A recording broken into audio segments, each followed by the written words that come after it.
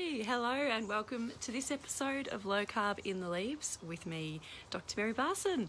It's 8:10 today. I was all ready and raring to go at 8:03 this morning, which was a tiny bit late, but I got logged out of Facebook.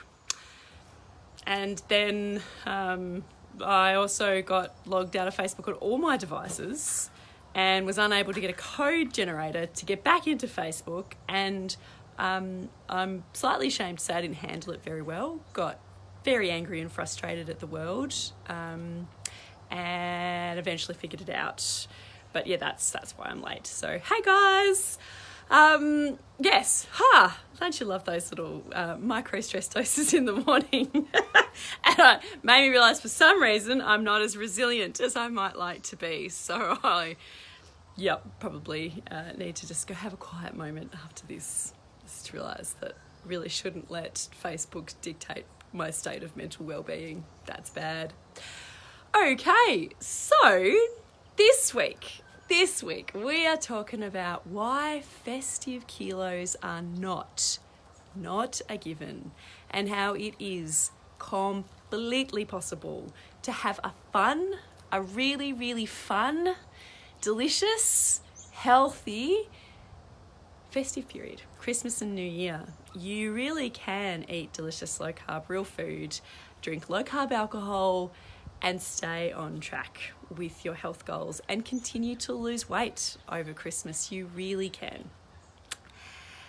However, when surrounded by so much high carb temptation, when surrounded by the expectations to overconsume both, presents and material things as well as food, you need to have a plan.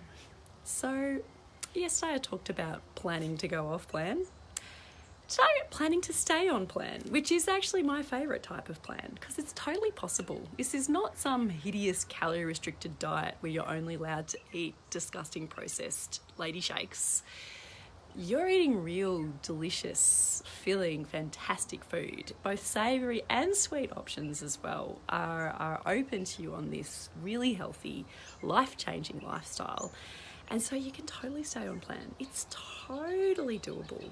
And I'd love to hear from you guys. What are your favourite ways to stay on plan when you go to events? And by events, I mean, like your friends' barbecues, the Christmas barbecues, the sport breakups, the end of year concerts where it might be, bring a plate afternoon tea type arrangements, the family Christmas do's, the work Christmas do's. How do you stay on plan? Well, there's all kinds of ways. And I'd love to hear what you guys do. So a really great way is to bring your own food, especially if it's a bring a plate thing. Bring a delicious platter of whatever you like, and you can always eat that if there aren't other options. You can talk to the host beforehand. Totally depends what kind of relationship you have with them, and talk about what's available and ask them what you could bring, and make sure that you sort of plan things that way. You can go to events and not eat. Depends what it is. If it's a sit-down dinner, that might be a bit odd. But certainly you could go to events and just fast. You can absolutely fast. That's an option that's available to you. You can eat before you go. So you turn up nice and full. And so that, whatever high carb foods are around that you don't want to eat, but you might be tempted to, you don't have to.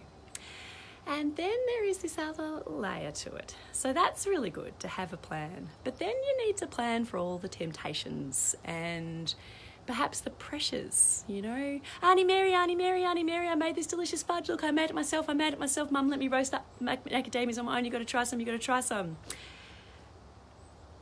What do you do when you don't want to try little Timmy's fudge that he prepared for himself? You've got to have a bit of a plan. Or when someone says, come on, have some bread. It won't hurt you. It's Christmas. Just have some bread. Cheese. What are you going to do? You have a plan. Or, I made this chocolate cake. It is amazing. You have to try it. What are you going to do?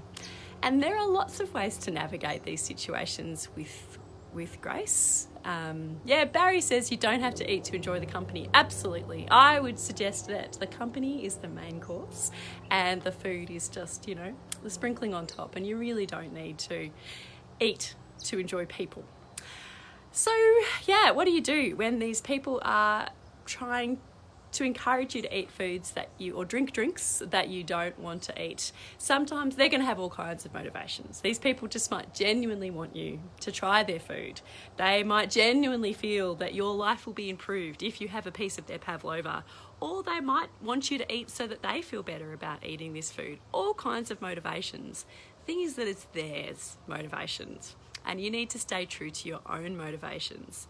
Navigating that with grace, it's usually possible. Sometimes you will come against people who will be difficult, but it's usually possible.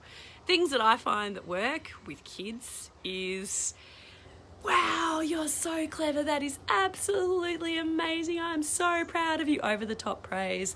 I can't have any right now, but oh my gosh, it looks amazing. And just give them the praise without eating the food that they made. Melissa says, I tell people that carbs don't agree with my stomach. I love that one. People usually aren't going to pry. Sorry, it doesn't agree with my stomach. That's beautiful. People, they don't want to probe into that anymore. I think that's a great one. So yeah, no thanks, it just doesn't agree with me. It's really good. You could blame us and say, oh, sorry, doctor says I better not eat that. And I just decided to follow their advice. Lots of things you can do. Even just like with alcohol. I'm not a big drinker, but I do like to drink sometimes. But if I don't want to drink the beer, I get to say, oh no, not drinking today, thanks, or not drinking beer today.